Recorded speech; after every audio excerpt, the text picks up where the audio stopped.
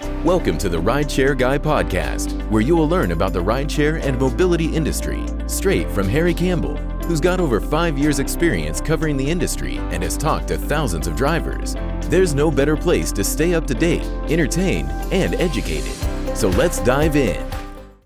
All right, so Matthew Iommi is the co-founder and CEO of Fetii, a fast-growing rideshare platform that aims to decongest cities and provide a superior transportation experience. Fetii utilizes a network of 15 passenger vans to move groups and businesses together, removing unnecessary vehicles off of the road and reducing congestion. As of 2022, Fetii has transported over 467,000 passengers and completed over 49,000 trips. Matthew earned an economics and business degree from Texas A&M University. I'm excited to chat with you today, Matt. How are you doing? I'm excited to be here, Harry. I appreciate it. It's exciting. Yeah, definitely. No, I think there seems to be something in the water over there in Texas. A lot of new rideshare companies popping up. What's going on over there that I don't know about? Look, Austin's a great ecosystem. It's very Yeah. business friendly. It's got great talent coming in. And I think it's just the perfect environment, the perfect tornado for startups to sprout up. And I've been happy with the traction that we've got over here, the resources, the mentors that we have in Austin. And so I think it's a great place to not only start a company, but grow it and headquartered here. And you can see it from some big companies such as Tesla, Oracle. I mean, Yeah. a lot of companies coming in. And so, it's exciting. It's an exciting time. Yeah. So you guys are headquartered there. How many people do you have on the team now? Correct. So we've got a full-time team of 6 people, right? Okay, cool. And we've got a large network that includes our independent contractors and our PSPs that we like to call Fetii passenger service providers. And those are essentially our vehicle operators that help us transport groups. Cool. Yeah, there is something, totally off topic, but there's something around, like places like Austin or, I guess Miami was kind of the famous example over the past year or two, where it's like these burgeoning ecosystems, whether it's in startup or tech, it seems like everyone's kind of like supporting each other and wants to help out versus, in LA, right, or San Francisco, there's a lot of opportunity, for example, but it doesn't have that same kind of like everyone's rooting for you feeling. I don't know, maybe because it's, more the underdog versus, in LA or SF, right, where everyone knows, startups in SF go, like cream and sugar or whatever the saying is. Right. And I agree. I mean, it's no secret that in San Francisco or LA, there's a lot of capital there. And so there's a lot of opportunity per se, and a lot of people competing for that opportunity. Whereas in Austin, Miami, it's kind of got that bootleg feel to where everyone's still bootstrapping and still trying to grind. And so, of course, having the support from other co-founders, other mentors, other, investors in the area, I think is really important and is a valuable asset to the companies here. Yeah. So, I've interviewed a lot of CEOs and executives from rideshare companies, and I feel like the common theme that always comes up when I talk to them is they tell me that it was a lot more, the business itself, it's a lot more expensive than they thought, and it was a lot harder than they thought. So I guess I've got to ask you, Matt, why did you decide to start a rideshare company? Did you not listen to any of those interviews, or you were unpersuaded? I mean, really, if you asked me, 5 years ago, what you're going to do, the last thing I would have said is rideshare. Right. Kind of, the way I came into it is I really saw a problem. And I think that's a lot of things where some of the great founders and CEOs come in and say, okay, there's a problem. What are the solutions? Right. And so, to give you a little backstory and a little, in-depth information, in 2021, the average American lost 97 hours of their life in traffic. Right. That's just in traffic, staring at red taillights for 97 hours of your life per year. And kind of, I was looking at where are the solutions, where's the technology that's coming into play to kind of alleviate this issue. I mean, we've got people, myself included, that will alter their day schedules to avoid that rush hour time. I mean, imagine that. I want to go somewhere, but now I have to consider, because of this traffic issue, I may leave 3 hours before I need to, right? And so it's kind of, a big problem that's plaguing these urban cities. And we looked at it. I looked at it, and my co-founder Justin Rath, we looked at it, and we kind of thought, okay, let's see if we can come up with a solution. And I believe we're on track to doing that. Got it. So traffic and congestion was really sort of the impetus for, kind of what got you interested in transportation, what made you want to start Fetii? Definitely. I mean, look, you look out your window and you see a lot of cars lined up on the street that are not being used. They're essentially just sitting there, right? And I think there's an opportunity here to really provide a solid solution to ensure that we can remove unnecessary single occupancy vehicles, reduce congestion, give time back to people, and just improve quality of life. Yeah, no, they're definitely. I think that really resonates for me. I'm here based in Los Angeles, with that, which I think is pretty notorious for terrible traffic and not great public transportation and all of these other issues that we have. And I feel like for me, I grew up in LA and I live in LA, and I'm like on a personal mission. I'm here thinking like, man, if it was easier to get around LA, like it would literally be the greatest city in the world, right? Like there's like positives and negatives to every city, but it's got so many positive aspects, and the sort of the issues with traffic and congestion like are a real negative, like for the reasons you mentioned. So tell us about Fetii, and how does Fetii plan to solve, or how are you guys solving this congestion and traffic problem?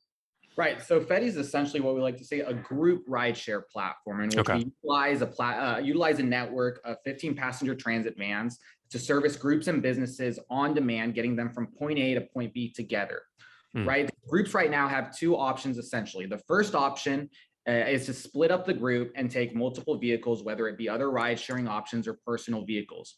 Right, that adds to congestion, adds to emissions, and reduces, the transportation experience. People have to Yeah. split up and can't ride together.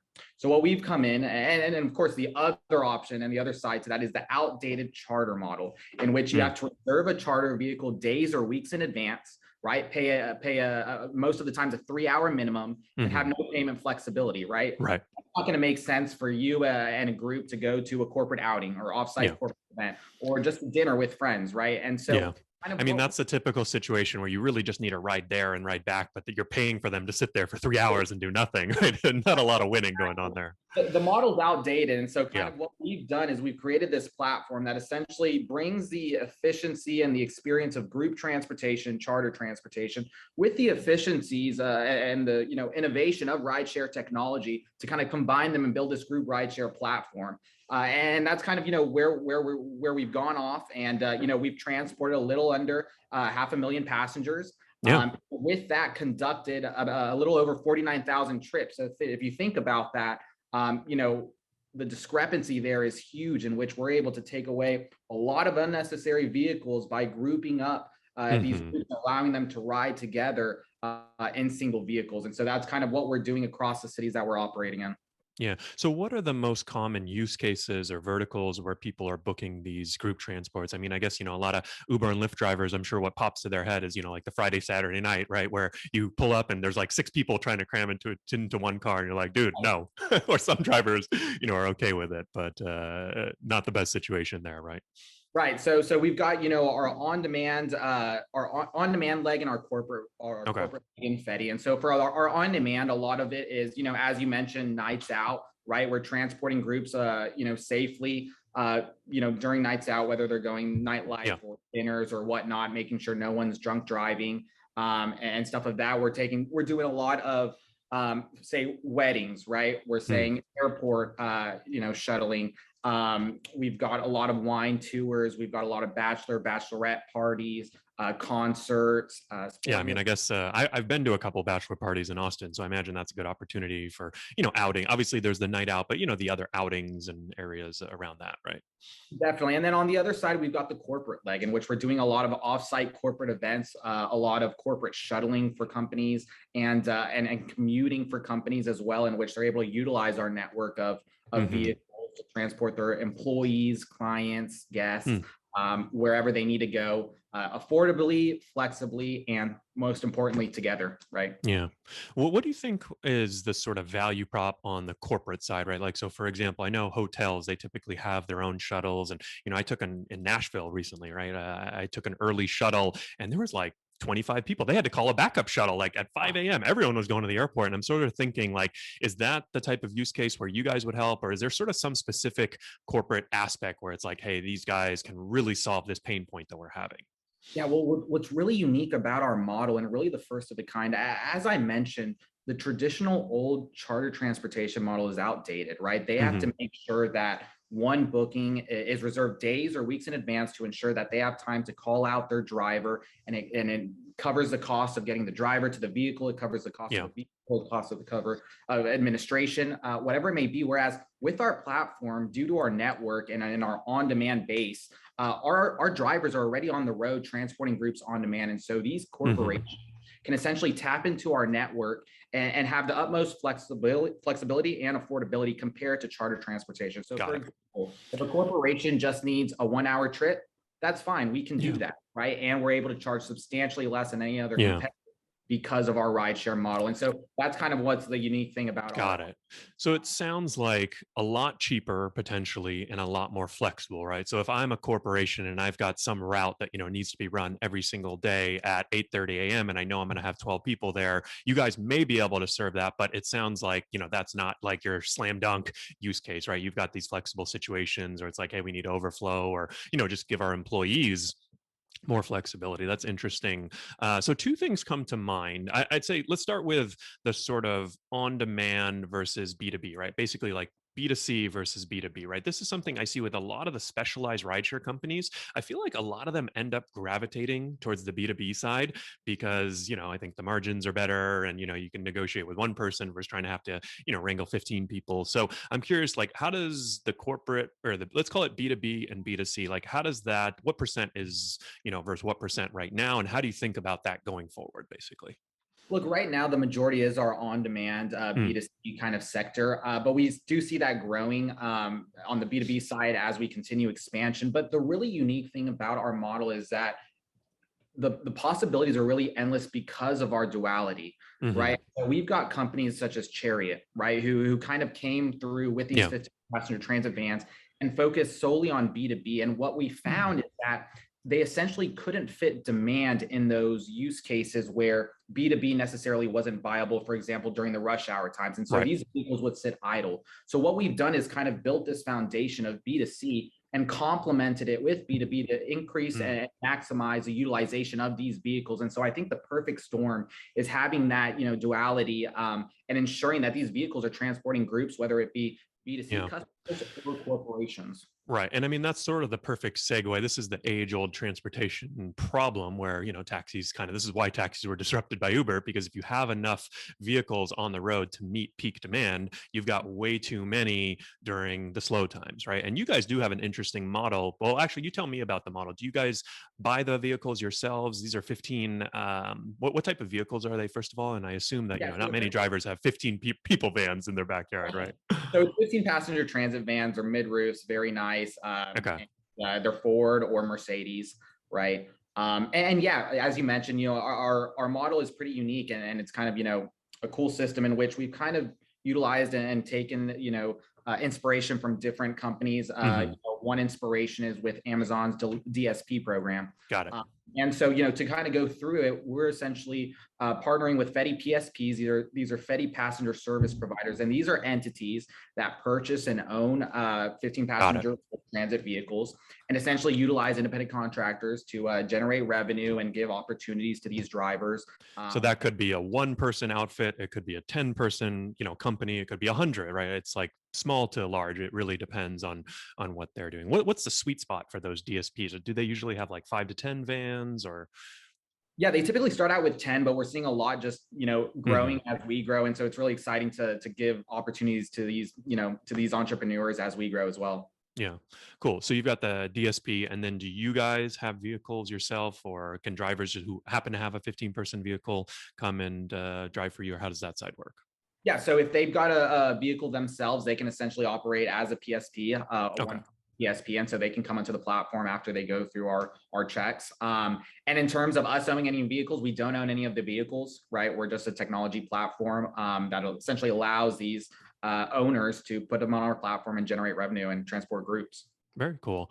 So what percent of the rideshare, I feel like, I'm sure you've looked at this, I'm sure on some investor deck, you've done a lot of research, and I feel like this is like a total investor question, but what percent of the rideshare market do you think group transportation is? Like, let's say Uber right now, I want to say they're probably doing around 5 million rides a day, around the world, for example. Like, what percent of the market do you think group transportation is, and how do you kind of think about it?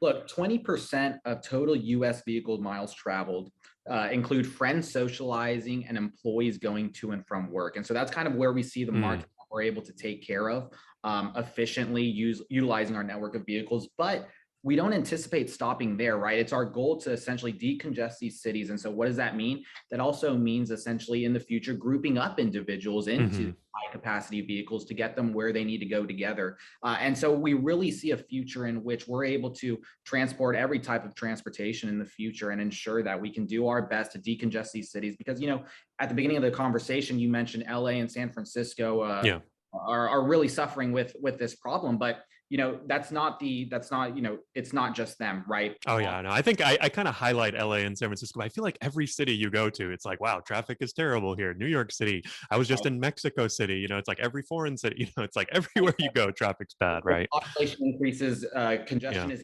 increasing, you know, housing markets are increasing, pushing people more outside of the city. And so it's kind of our mission to kind of, you know, rethink the infrastructure of these cities and really help them move forward. Yeah. And what's interesting, I mean, I definitely agree that, you know, it's probably somewhere in that 20%. That sounds reasonable to me, but I would almost even give you guys a little more credit in that, you know, when we talk to drivers and they always say, hey, what are the busiest times to drive? It's Monday through Friday, rush hour, going to and from work, and Friday, Saturday nights. So people socializing, right? So I kind of imagine it may even be higher. Like I wouldn't be surprised if it was higher than 20%, you know, because like the busiest times to drive do kind of line up perfectly with your use case. And obviously, you know, that would maybe assume that you would have to take every single passenger, but you know, I imagine that there's actually a pretty good market here in what I'm calling a specialized rideshare service. You are kind of going after the peak demand. You know, another good example is airport trips, right? Like airport trips are only 5 to 10% of total trips, but you know, a lot of times companies are paying for it. So they might take an Uber Black or a nicer car, or they have less, you know, they're less price sensitivity, right, to the cost of the ride. So it actually makes up, you know, a disproportionate amount of revenue for the companies. So I think it's an interesting space that you guys are dabbling in here. No, definitely, it's a big market, and we're looking to solve a lot of the issues that plague these different consumer groups. Yeah. So you've mentioned congestion a few times now. It kind of reminds me of the, you know, when Uber and Lyft first burst onto the scene, they talked a lot about, hey, you know, we're solving congestion. And I think there's a lot of studies out now that have basically shown the opposite, right? That they're actually adding congestion. And, you know, I think if you asked any driver, they'd probably confirm that too. It's like, I remember one time I literally picked up someone on the corner, drove them 1 block on an Uber pool and dropped them off. I'm like, why'd you even call a ride? They're like, it's so cheap. Who cares? So how do you, have you had many issues with that sort of messaging and people saying, hey, you know, Uber told me that too, and you know, it didn't really work out? Like, what do you think about like the actual feasibility of you guys solving congestion?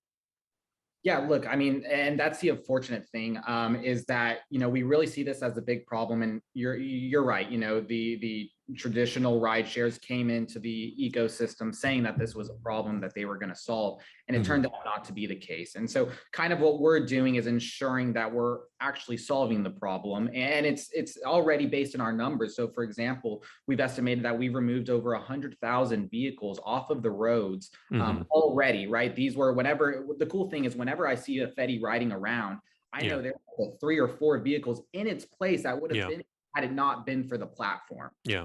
Right. And so that's kind of the unique thing about our business, is that we're utilizing these vehicles that can put more people into it and remove unnecessary vehicles off of the road. Whereas typical ride sharing with Uber, UberX or whatnot isn't necessarily doing that.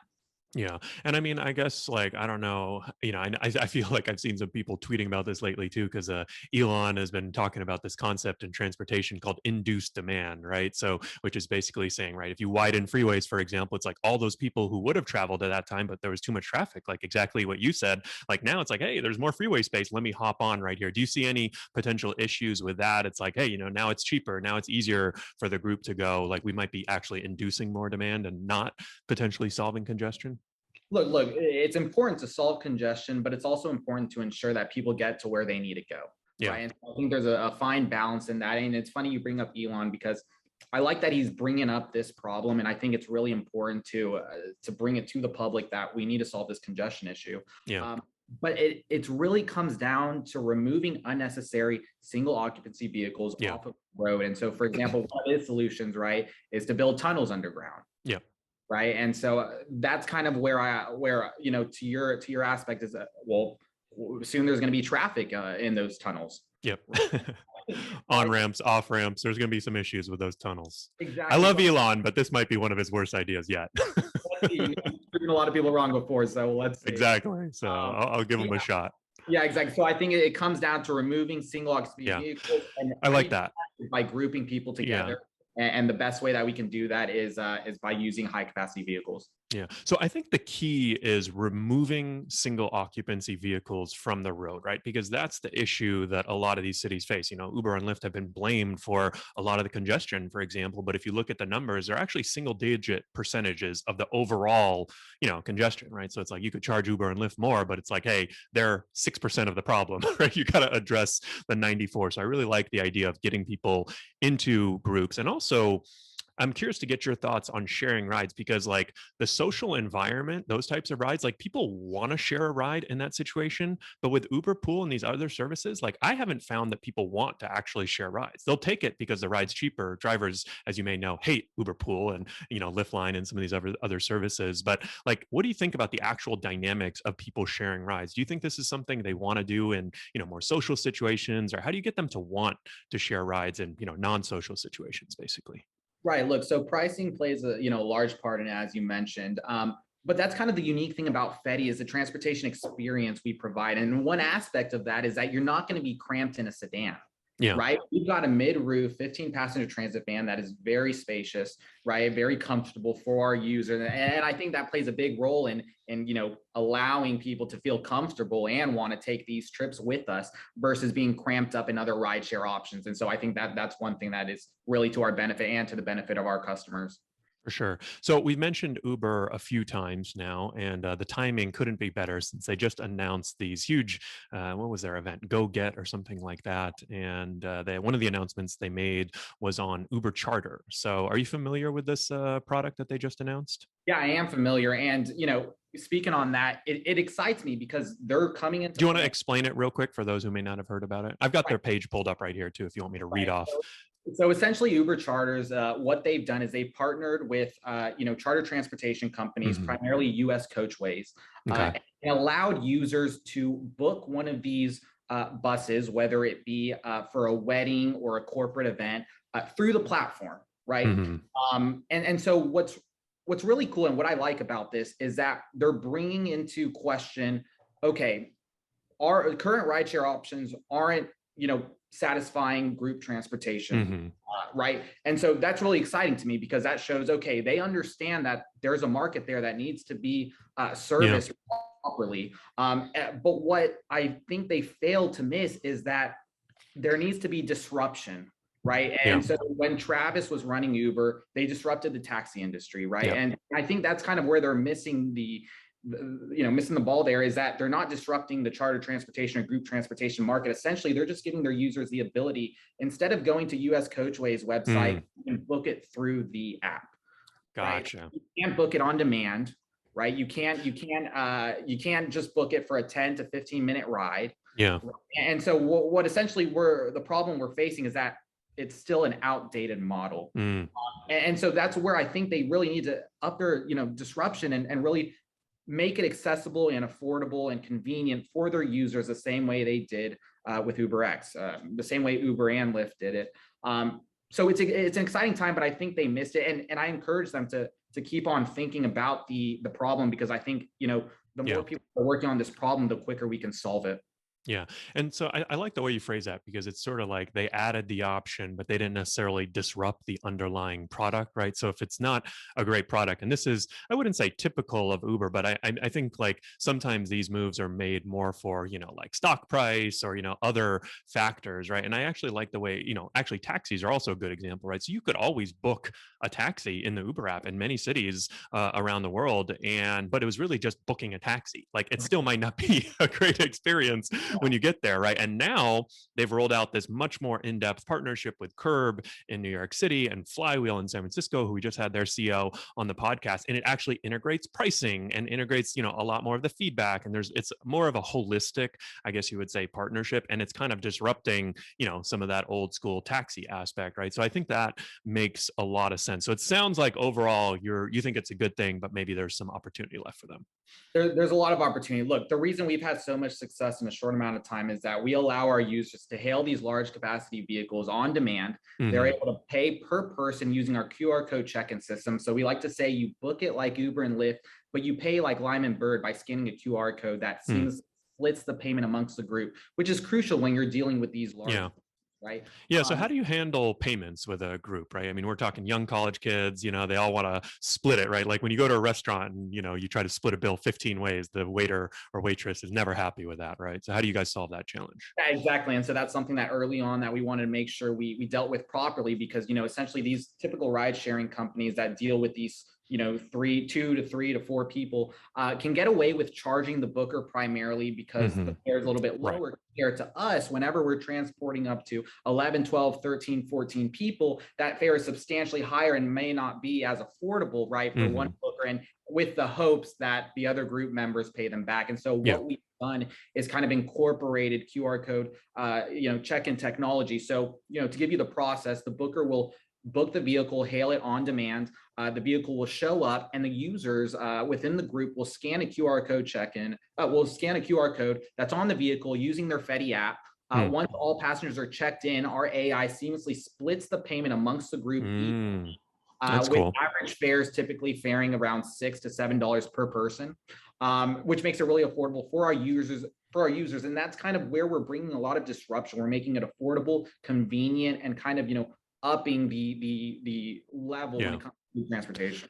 So do all of the passengers have to have the Fetii app downloaded? The cool thing is that say I book the Fetii vehicle shows up on my app, I can check in for the whole group, right? Okay, cool.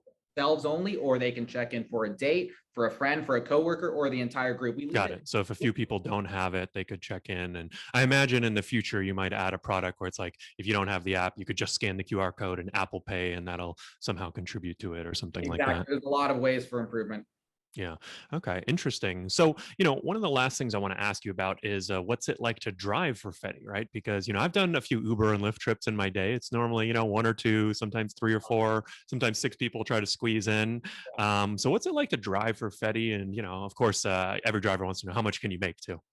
Yeah. So the cool thing about our model and our business is that essentially, because of the high amount of users that we're able to transport, we're able to generate substantially more revenue in one trip versus other ride sharing options, which makes our driver economics much more favorable, right? So our drivers are earning substantial money. We like to say that if you're driving on Fetii, you're generating revenue before expenses, about $7,000 a month.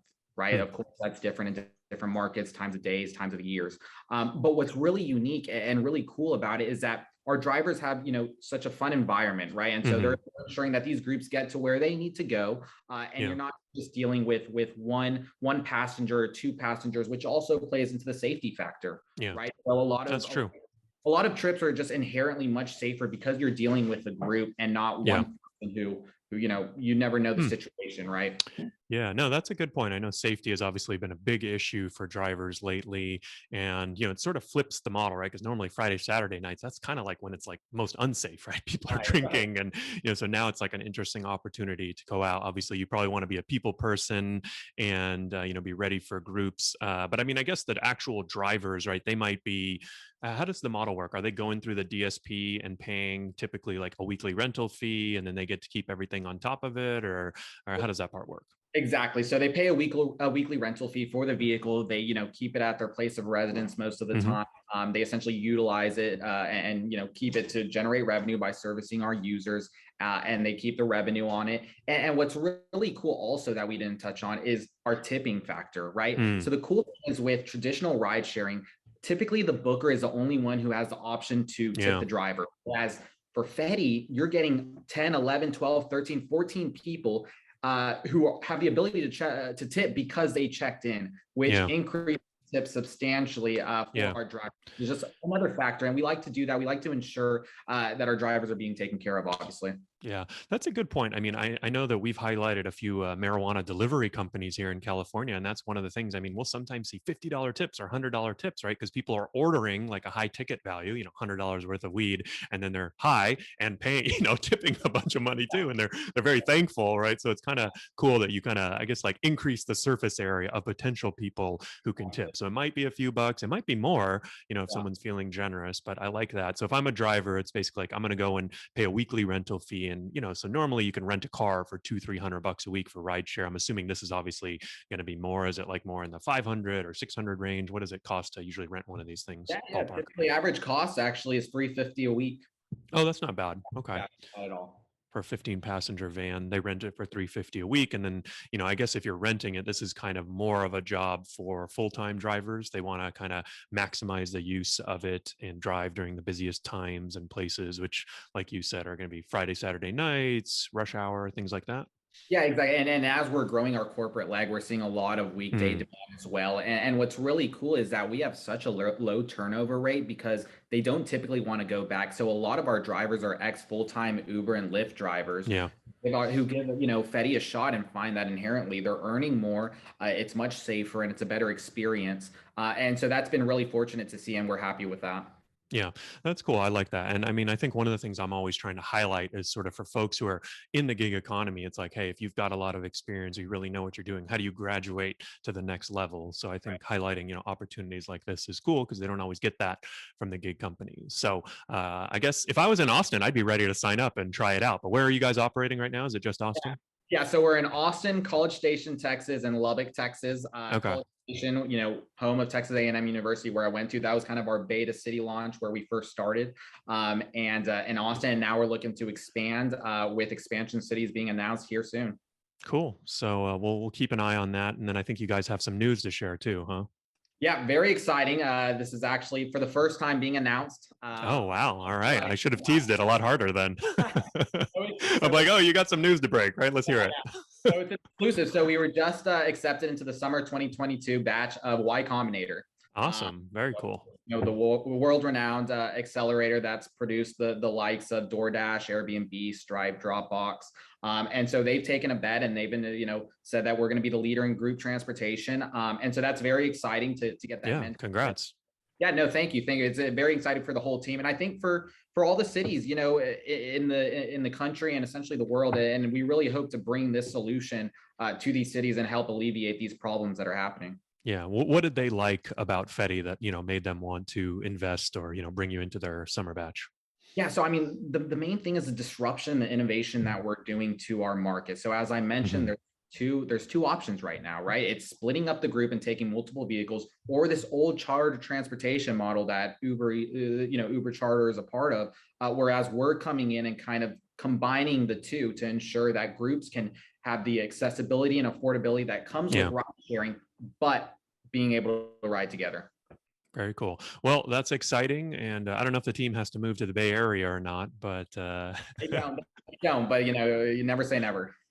Very cool. Well, I'm excited and really, happy. So I want to give you the chance now to ask me a question about any topic, and feel free to, if folks want to maybe let people know if folks want to learn more about Fetii yourself, if they're interested in driving or maybe even becoming a PSP. I think that sounds like a cool opportunity too. Where should they go? Who should they talk to?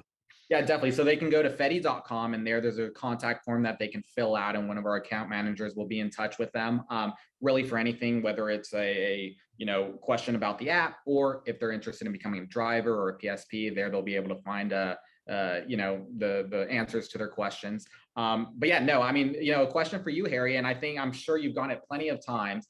But kind of, how did you get into rideshare, and did you start off as a driver? Kind of what made you kind of focus on the driver side versus the industry as a whole? Yeah, that's a good question because I've been doing it for a long time. So probably maybe my newer audience doesn't even know how I got into this. But, so I actually used to be an engineer. So I was an aerospace engineer for Boeing. Structural analysis, I guess, is what I did, and kind of the opposite of what I do now. And so this was about 8 years ago, 2014. I was working full time, but I had always dabbled in a lot of entrepreneurial stuff. I had always, I'd been doing a lot of online marketing and website, and I've got a few personal finance blogs that I still own to this day, and just kind of learning about things like that. And I started driving for Uber and Lyft on the side. My wife was in medical school, and so I had a lot of free time. We were living in Newport Beach, California, so Orange County. And what actually got me off the couch was this Lyft driver told me, hey, Lyft just launched and they're actually paying me $24 an hour just to sit here, and I'm not even getting any rides, right? Because that was how they started the markets. I'm like, whoa, that sounds great. I'll do that.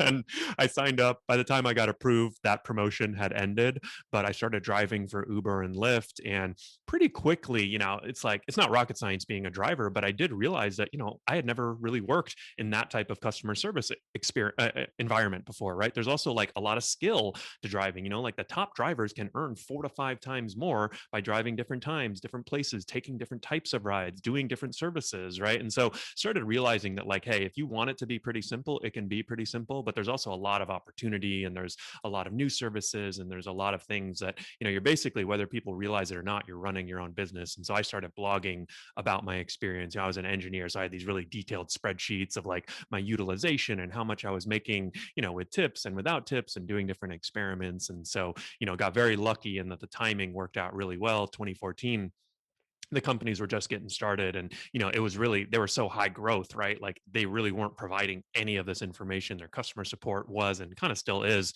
pretty shitty. And so a lot of drivers are out there like looking for these resources, and so it kind of just hit at the perfect time. And I guess, so to answer the second part of your question, like for me, like since I was out there driving and I was like, hey, I'm the only one kind of talking about this, and this industry is kind of exploding, it seems like it makes a lot of sense to sort of stick there and kind of be the voice of the driver and the gig worker. And I think one thing that I've always kind of liked, similar to the underdog nature of, Austin and other cities like that, like I kind of like representing drivers and working for drivers. Like I've never been offered a job at Uber, but I'm sure that, it's like, doesn't seem as appealing to me, right? Like there's a lot of smart people at Uber, at these companies, but like I'm the only one doing what I do, and like kind of the only person, that's like really built this huge business around looking out for drivers and gig workers and things like that. So I sort of like that position that I'm in, where I don't really have a boss and I'm kind of doing what I'm doing, and there aren't many people doing it. So I plan to keep on doing it. But what is funny is that a lot of industry people, maybe like yourself or others, they're starting companies or launching products or services. They do read our content. And so it's like funny. Sometimes I'll talk to someone. It's like, oh, I started this company, but we were reading your stuff years ago. I'm like, oh man, I didn't really get paid for any of that, but like we're out there as a good resource tool for a lot of different people. And especially now that the companies are public, there are a lot of analysts and things like that that are, following our work and reaching out for help and things like that. No, I know myself and a lot of our drivers have learned a lot from you, and it's kind of full circle in our conversation where entrepreneur comes up with the with the business or the solution because they dealt with the problem themselves. Yep, exactly. Well, and obviously, I love what you guys are doing with Fetii and disrupting the group transportation market. And I think it's just another cool option for drivers in Texas. And we'll look forward to seeing it go nationwide. So thank you, Matthew, for coming on. Definitely. I appreciate it, Harry. Take care.